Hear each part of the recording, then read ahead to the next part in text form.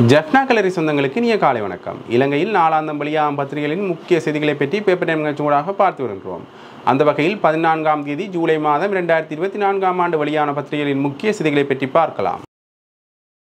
முதலில் உதயன் பத்திரிகையில் அமைந்துள்ள முக்கிய செய்திகளாக, யாழ்ப்பாணத்தில் சூரிய மின் இணைப்பில் தொடர்ச்சியான மோசடி, அறிக்கை வழங்குமாறு உத்தரவு, ஜனாதிபதி செயலகம் அதிரடி. யாழ்ப்பாணம் மாவட்டத்தில் சூரிய சக்தி மின் இணைப்பு வழங்கலில் முறைகேடுகள் இடம்பெறுவதாக தெரிவிக்கப்படும் குற்றச்சாட்டுகள் தொடர்பில் ஜனாதிபதி செயலகம் அறிக்கையை கோரியுள்ளது. யாழ்ப்பாணம் மாவட்டத்தில் சூரிய சக்தி மின் இணைப்பு வழங்கலில் தொடர்ச்சியான முறைகேடுகள் இடம்பெறுவதாக ஜனாதிபதி செயலகத்தின் கவனத்துக்கு கொண்டு செல்லப்பட்டுள்ளதை தொடர்ந்து இது தொடர்பில் ஆராய்ந்து அறிக்கையிடுமாறு வலுசக்தி அமைச்சுக்கு உத்தரவு பிறப்பிக்கப்பட்டுள்ளது.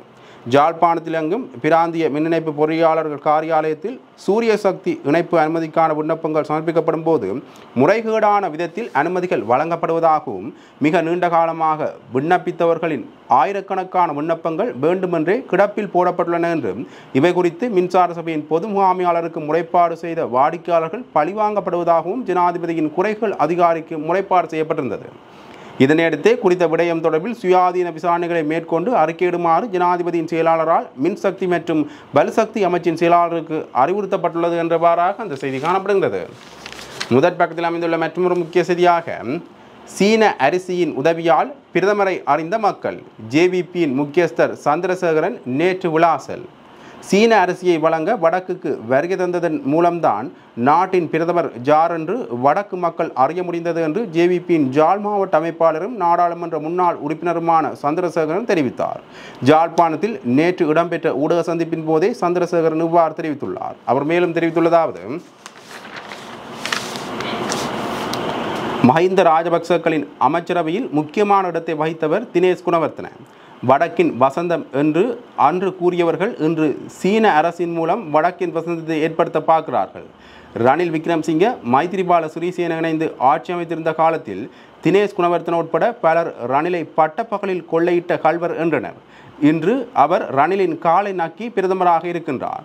இவர் கலந்து கொண்ட ஒருங்கிணைப்பு குழு கூட்டங்களில் எந்த ஒரு தீர்க்கமான தீர்மானங்களும் எடுக்கப்படவில்லை. இன்னும் 2 மாதங்களில் இந்த அரசாங்கம் முடிவடைய போகிறது. இனி தேர்தல் காலம் என்பதால் அரிசியை வைத்தும் மக்களிடம் செல்ல வேண்டிய நிலைக்கு அவர் தள்ளப்பட்டுள்ளார் என்றவாறாக அந்த செய்தி தொடர்ந்து செல்கின்றது. முதற் பக்கத்தில் அமைந்துள்ள மற்றொரு முக்கிய செய்தியாக, ஜனாதிபதி தேர்தல் தடை கோரிய மனு நாளை விசாரணை. ஜனாதிபதி தேர்தலை நடத்துவது அரசமைப்புக்கு முரணானது என தீர்ப்பு வழங்குமாறு கோரி உயர்நீதிமன்றத்தில் தாக்கல் செய்யப்பட்டுள்ள மனு மீதான விசாரணை நாளை இடம்பெறவுள்ளது. 19வது அரசமைப்பு திருத்தம் உரிய வகையில் நிறைவேற்றப்படாமையால் பொதுமக்களின் கருத்துக்களை உள்வாங்கி அது நிறைவேற்றப்படும் வரை ஜனாதிபதி தேர்தல் நடத்தப்படக்கூடாது, அவ்வாறு நடத்தப்படுவது அரசமைப்புக்கு முரணானது என்று உத்தரவிட வேண்டும் என்று சட்டத்தரணி அருணலக்ஷ்மி உணவட்டுன என்பவர் மனு ஒன்றை தாக்கல் செய்திருந்தார். இந்த மனு மீதான விசாரணைகளே நாளை இடம்பெறவுள்ளது. பிரதம நீதியரசர் தலைமையிலான 3 அடங்கிய நீதியரசர்கள் குழாமின் முன்னிலையில் குறித்த மனு விசாரணைக்கு எடுத்துக்கொள்ளப்பட உள்ளது என்றவாறாக அந்த செய்தி தொடர்ந்து செல்கின்றது. முதற் பக்கத்தில் அமைந்துள்ள மற்றொரு முக்கிய செய்தியாக, கொக்கு தொடுவாய் அகழ்வு நடக்கும் சம நேரத்தில் காணாமல் ஆக்கப்பட்டோரின் உறவுகள் நேற்று போர். முல்லைத்தீவு கொக்கு தொடுவாயில் மேற்கொள்ளப்படும் மனித புதைக்குழி அகழ்வுகள் சர்வதேச கவனத்தை பெற்றுக்கொண்டுள்ள பின்னணியில்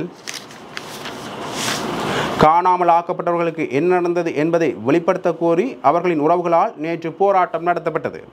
வவுனியா பிரதான தபால் நிலையத்துக்கு அருகாக இந்த போராட்டம் முன்னெடுக்கப்பட்டது. காணாமல் ஆக்கப்பட்ட உறவுகளுக்கு என்ன நடந்தது என்பதை வெளிப்படுத்துமாறு வலியுறுத்தி காணாமல் ஆக்கப்பட்டவர்களின் உறவினர்களால் வவுனியாவில் மேற்கொள்ளப்பட்டு வரும் போராட்டத்தின் 2700வது நாளை முன்னிட்டு இந்த போராட்டம் ஒழுங்கமைக்கப்பட்டிருந்தது.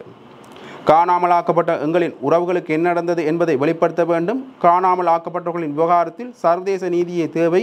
சர்வதேச சமூகம் எமக்கான நீதியை பெற்றுத்தர வேண்டும் என்று போராட்டத்தில் ஈடுபட்ட மக்கள் குரல் எழுப்பினார்கள் என்றவாறாக அந்த செய்தி காணப்படுகின்றது. முதற் பக்கத்தில் அமைந்துள்ள மற்றொரு முக்கிய செய்தியாக, ஜனாதிபதி தேர்தல் அச்சு பணிகளுக்காக 800 மில்லியன் செலவு. ஜனாதிபதி தேர்தல் அச்சு பணிகளுக்காக அதிகபட்சம் 600 முதல் 800 மில்லியன் ரூபாய் வரை செலவாகும் என அரசு அச்சகம் தெரிவித்துள்ளது. ஜனாதிபதி தேர்தலை நடத்துவது தொடர்பான திகதிகளை அறிவிக்கும் அதிகாரம் ஜூலை 17ஆம் தேதியுடன் தேர்தல் ஆணைக்குழுவிடம் வரவுள்ள நிலையிலேயே தேர்தல் அச்சு பணிகளுக்கான செலவு தொடர்பான விவரங்கள் வெளியிடப்பட்டுள்ளன. எனினும் வாக்குச்சீட்டின் அளவை பொறுத்து இந்த தொகையில் மாற்றம் ஏற்படலாம். ஜனாதிபதி தேர்தல் அறிவிக்கப்பட்டதன் பின்னர் இது தொடர்பான பத்திரங்கள் அச்சிடப்படும். தேர்தலில் அதிகாரிகளின் கடமைகளுக்கு தேவையான மக்கள் தொகை கணக்கெடுப்பு படிவங்கள் ஏற்கனவே அச்சிடப்பட்டுள்ளமை குறிப்பிடத்தக்கது என்றவாறாக அந்த செய்தி காணப்படுகிறது. உதயன் பத்திரிகையின் 3ஆம் பக்கத்தில் அமைந்துள்ள முக்கிய செய்தியாக ஜாழ் கிளிநொச்சிக்கு மாவட்ட செயலர்களை உடன் நியமிக்குக. ஜாழ்ப்பாணம் கிளிநொச்சி மாவட்டங்களுக்கான நிரந்தர மாவட்ட செயலர்களை உடனடியாக நியமியுங்கள் என்று பிரதமரும் உள்நாட்டு அலுவல்கள் அமைச்சின் அமைச்சருமான தினேஷ் குணவர்த்தனோடம் இலங்கை தமிழரசுக் கட்சியின் ஜாழ் மாவட்ட நாடாளுமன்ற உறுப்பினர் M.A. சுமந்திரன் கோரிக்கை விடுத்துள்ளார். பிரதமர் தினேஷ் குணவர்த்தன தலைமையில் ஜாழ் மாவட்ட செயலகத்தில் நேற்று முன்தினம் வெள்ளிக்கிழமை நடைபெற்ற மாவட்ட விசேட அபிவிருத்தி ஒருங்கிணைப்பு குழு கூட்டத்தின் போதே அவர் இந்த கோரிக்கையை முன்வைத்துள்ளார் என்றவாறாக அந்த செய்தி காணப்படுகிறது. இவை உதயன் பத்திரிகையில் அமைந்த முக்கிய செய்திகள். இனி வலம்புரி பத்திரிகையின் முக்கிய செய்திகளை பற்றி பார்க்கலாம். வலம்புரி பத்திரிகையின் முதற் பக்கத்தில் அமைந்துள்ள முக்கிய செய்திகளாக 9ஆம் நாள் அகழ்வு 2 மனித எச்சங்களும் சைனட் குப்பியும் மீட்பு. முல்லைத்தீவு கொக்கு தொடுவாய் மனித புதைக்குழியின் 3ஆம் கட்ட அகழ்வாராய்ச்சியின் 9வது நாளான நேற்று 2 மனித எச்சங்கள் முழுமையாக வெளியே அகழ்ந்தெடுக்கப்பட்டுள்ளதுடன் சைனட் குப்பி ஒன்று மீட்கப்பட்டுள்ளது. 2 கட்டங்களிலும் அகழ்ந்தெடுக்கப்பட்ட 40 மனித எச்சங்களுக்கு மேலதிகமாக 3ஆம் கட்ட அகழ்வு பணியின் போது நேற்றுடன் 47 மனித எச்சங்கள் அடையாளம் காணப்பட்டு அகழ்ந்தெடுக்கப்பட்டுள்ளது. முல்லைத்தீவு நீதிமன்ற நீதிபதி தர்மலிங்கம் பிரதீபன் முன்னிலையில் தொல்லியல் பேராசிரியர் ராஜ் சோமதேவ உள்ளிட்ட குழுவினர், முல்லைத்தீவு மாவட்ட சட்ட வைத்திய அதிகாரி வாசுதேவ, தடயவியல் போலீசார், கிராம சேவையாளர் உள்ளிட்ட தரப்பினரின் பங்கு பெற்றதுடன் 9ஆம் நாள் அகழ்வாய்வுகள் இடம்பெற்றிருந்தன. இன்று விடுமுறை வழங்கப்பட்டு 10ஆம் நாள் அகழ்வு பணிகள் நாளை மீண்டும் தொடர இருக்கின்றமை குறிப்பிடத்தக்கது என்றவாறாக அந்த செய்தி காணப்படுகிறது. முதற் பக்கத்தில் அமைந்துள்ள மற்றொரு முக்கிய செய்தியாக பெரமுனவின் கட்டமைப்பு பலமாக உள்ளது. ஜனாதிபதி வேட்பாளரை பீதியடைந்து அறிவிக்கோம். நாமல் MP தெரிவிப்பு. பொதுஜன பெரமுனவின் கட்சி கட்டமைப்பு மிகவும் பலமாக உள்ளது. ஜனாதிபதி வேட்பாளரை பீதியடைந்து அறிவிக்க மாட்டோம் என பாராளுமன்ற உறுப்பினர் நாமல் ராஜபக்ச தெரிவித்துள்ளார். ஜனாதிபதி தேர்தலுக்கான வேட்பாளரை நியமிப்பதற்கு ஏன் தாமதம் ஏற்பட்டது என்பது தொடர்பில் கருத்து வெளியிட்டுள்ள நாமல் ராஜபக்ச, ஜனாதிபதி தேர்தலில் போட்டியிடும் ஸ்ரீலங்கா பொதுஜன பெரமுனவின் வேட்பாளரின் பெயர் இம்மாத இறுதியில் அறிவிக்கப்படும். பொதுஜன பெரமுனவின் கட்டமைப்பும் வியூகமும் ஜனாதிபதி வேட்பாளரை 4 முதல் 6 வாரங்களுக்குள் வெற்றி பெறச் செய்யும் அளவுக்கு பலமாக உள்ளது. பீதியடைந்து ஜனாதிபதி வேட்பாளரை அறிவிக்க மாட்டோம். ஸ்ரீலங்கா பொதுஜன பெரமுனவின் கொள்கைகளுக்கு இணங்குகின்ற வேட்பாளரை இம்மாத இறுதியில் அறிவிக்க உள்ளோம். வேட்பாளரை நியமிப்பதில் நாம் அவசரப்படவில்லை. பொதுஜன பெரமுனவின் கட்சி கட்டமைப்பு மிகவும் பலமாக உள்ளது. தேர்தல் அறிவிக்கப்பட்ட 4 முதல் 6 வாரங்களுக்குள் வேட்பாளரை வெற்றி பெறச் செய்ய முடியும். எமது வேட்பாளர் ஏற்கனவே அடிமட்ட ஒழுங்கமைப்புகளை வெற்றிகரமாக மேற்கொண்டு வருகின்றார் என்றவாறாக அந்த செய்தி காணப்படுகின்றது. முதற் பக்கத்தில் அமைந்துள்ள மற்றொரு முக்கிய செய்தியாக வைத்தியர் அர்ச்சுனா இன்று ரணிலை சந்திக்கலாம். வைத்தியர் அர்ச்சுனா இன்று ஜனாதிபதி ரணில் விக்ரமசிங்கவை சந்திக்க உள்ளதாக தகவல்கள் வெளியாகியுள்ளன. வைத்தியர் அர்ச்சுனா வடக்கு சுகாதாரத்துறையில் காணப்பட்ட பல்வேறு ஊழல்களை வெளிப்படுத்தியிருந்த நிலையில் அது குறித்து கலந்துரையாடுவதற்காக ஜனாதிபதி ரணில் விக்ரமசிங்கவினால் இந்த அழைப்பு விடுக்கப்பட்டதாக அறிய முடிகின்றது. அத்துடன் நேற்று அமைச்சரவை அந்தஸ்துள்ள அமைச்சர் ஒருவரை வைத்தியர் அர்ச்சுனா சந்தித்து பிரச்சனைகள் குறித்து கலந்துரையாடியதாகவும் அறிய முடிகின்றது. நாளை திங்கட்கிழமை சுகாதார அமைச்சின் முக்கிய அதிகாரிகள் ஜாழ்ப்பாணத்துக்கு விஜயம் செய்ய உள்ளதாகவும் மக்கள் தமது பிரச்சனைகளை அவர்களிடத்தில் நேரடியாக எழுத்து மூலமாக தெரிவிக்க முடியும் என்றும் அவர் குறிப்பிட்டுள்ளார் என்றவாறாக அந்த செய்தி காணப்படுகின்றது. முதற் பக்கத்தில் அமைந்துள்ள மற்றொரு முக்கிய செய்தியாக ஜாலில் இசை நிகழ்வில் குழப்பம் விளைவித்தவர் கைது. ஜாலில் இடம்பெற்ற இசை நிகழ்வில் குழப்பம் விளைவித்த குற்றச்சாட்டில் ஒருவர் கைது செய்யப்பட்டுள்ளார். இளைஞர் விவகார அமைச்சு மற்றும் தேசிய இளைஞர் சேவைகள் மன்றத்தின் ஏற்பாட்டில் தென்னிந்திய பிரபல பாடகர்கள் கலந்து கொண்ட இசை நிகழ்வு நேற்று முன்தினம் இரவு ஜாழ் முற்றவெளி மைதானத்தில் இடம்பெற்றது. தென்னிந்திய பிரபல பாடகர் ஹரிஸ், சூப்பர் சிங்கர் புகழ், ரம்யா, ரேஷ்மா, சௌந்தர்யா, செந்தில்தாஸ் உள்ளிட்ட நட்சத்திரங்கள் குறித்த இசை நிகழ்வில் கலந்து கொண்டனர். இந்நிலையில் இசை நிகழ்வு இடம்பெற்ற வேளை நிகழ்வில் குழப்பம் விளைவித்ததாக தெரிவித்து ஒருவர் போலீசாரால் கைது செய்யப்பட்டுள்ளார் என்றவாறாக அந்த செய்தி காணப்படுகின்றது. முதற் பக்கத்தில் அமைந்துள்ள மற்றொரு முக்கிய செய்தியாக பிள்ளைகளின் எதிர்காலத்துக்காக வலுவான பொருளாதாரம் கட்டியெழுப்பப்படும். ரணில் தெரிவிப்பு. பிள்ளைகளின் எதிர்காலத்துக்காக வலுவான பொருளாதார முறைமையொன்று கட்டியெழுப்பப்படும் என ஜனாதிபதி ரணில் விக்ரமசிங்கே தெரிவித்துள்ளார். அனுராதபுரம் மத்திய மகாவித்தியாலயத்தில் நேற்று நடைபெற்ற நிகழ்வொன்றில் கலந்து கொண்டு கருத்து தெரிவித்த போதே அவர் இதனை குறிப்பிட்டுள்ளார். அத்துடன் குறித்த முறைமை குறுகிய காலத்திற்கானதாக அன்றி நீண்ட காலத்திற்கு நாட்டின் பொருளாதாரம் சரிவடையாமல் பாதுகாக்கும் வகையில் வலுவாக கட்டமைக்கப்படும் என்றும் ஜனாதிபதி இதன்போது தெரிவித்துள்ளார் என்றவாறாக அந்த செய்தி காணப்படுகின்றது. இவை விளம்பர பத்திரிகைகளில் இந்த முக்கிய செய்திகள். இனி தினக்குள் பத்திரிகையின் முக்கிய செய்திகளை பற்றி பார்க்கலாம்.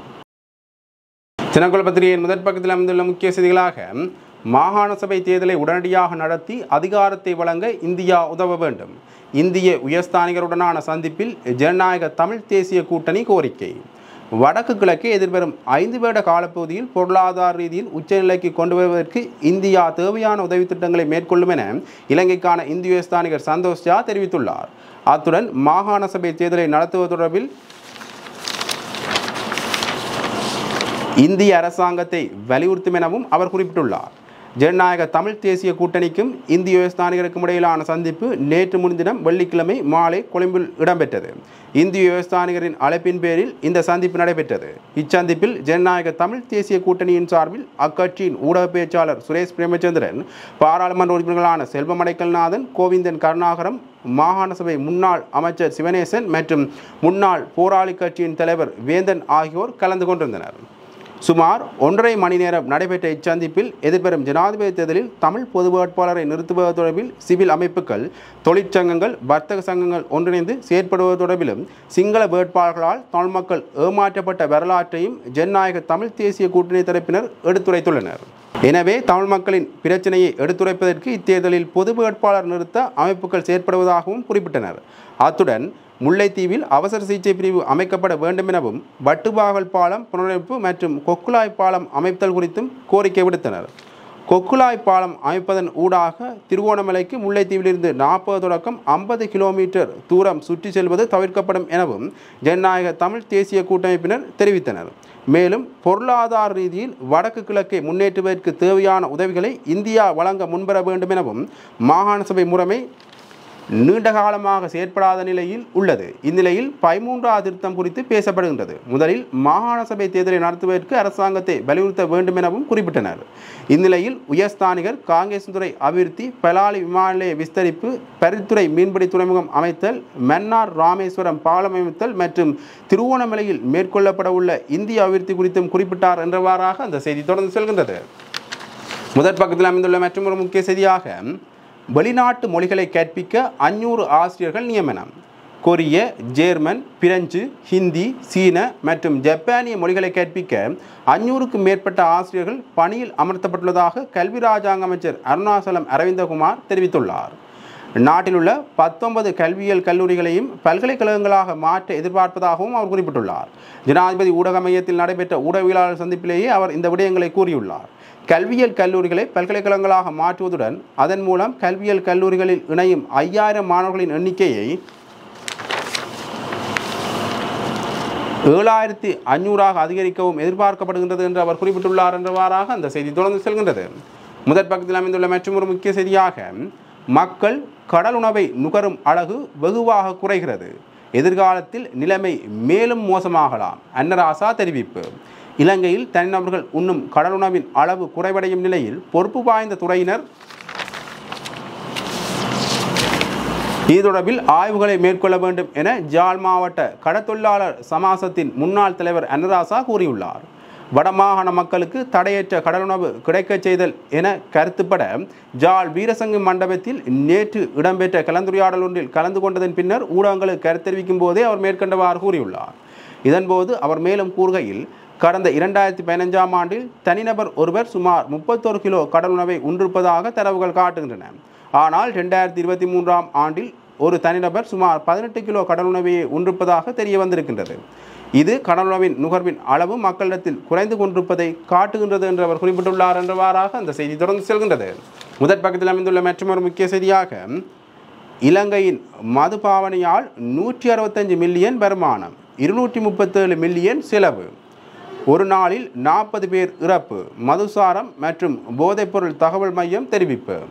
இலங்கையில் மதுபான பாவனையால் 165 மில்லியன் ரூபாய் வருமானம் கிடைக்கும் நிலையில் 237 மில்லியன் ரூபாய் சுகாதார செலவு ஏற்பட்டுள்ளதாகவும் நாளொன்றுக்கு 40 பேர் மதுபாவனையினால் உயிரிழப்பதாகவும் இலங்கை மதுசார மற்றும் போதைப்பொருள் தகவல் மையம் கூறியுள்ளது. கடந்த வியாழக்கிழமை நல்லூர் பிரேசபை மண்டபத்தில் இடம்பெற்ற ஊடகவியலாளர்களுக்கான கருத்தரங்கின் போது பணியகத்தின் வளவாளர்கள் மேற்படி தகவலை வெளியிட்டிருக்கின்றனர். இதன்போது மேலும் அவர்கள் தெரிவித்ததாவது, இலங்கையில் 35 வீதமான ஆண்களும் 1 வீதமான பெண்களும் மதுபானத்தை நுகர்கின்றனர். அதேபோல் 24 வீதமானவர்கள் புகைப்பழக்கத்திற்கு அடிமையாகியுள்ளனர். மேலும் நாளொன்றுக்கு 51 கோடி ரூபாய்க்கு சாராயம் விற்பனை செய்யப்படுவதுடன் 18 கோடி ரூபாய்க்கு பியர் விற்பனை செய்யப்படுகின்றது. மேலும் நாட்டில் கசிப்பு உற்பத்தியும் உச்சளவில் இடம்பெறுகின்றது. மதுபான நிறுவனங்களின் வருமானத்தில் 9 வீதம் மட்டுமே அரசாங்கத்திற்கு வரியாக கிடைக்கும் நிலையில் 2023ஆம் ஆண்டு விலை அதிகரிப்பின் மூலம் 11.6 மில்லியன் ரூபாயாக அதிகரித்துள்ளது என்று அவர்கள் குறிப்பிட்டுள்ளனர் என்றவாறாக அந்த செய்தி தொடர்ந்து செல்கின்றது.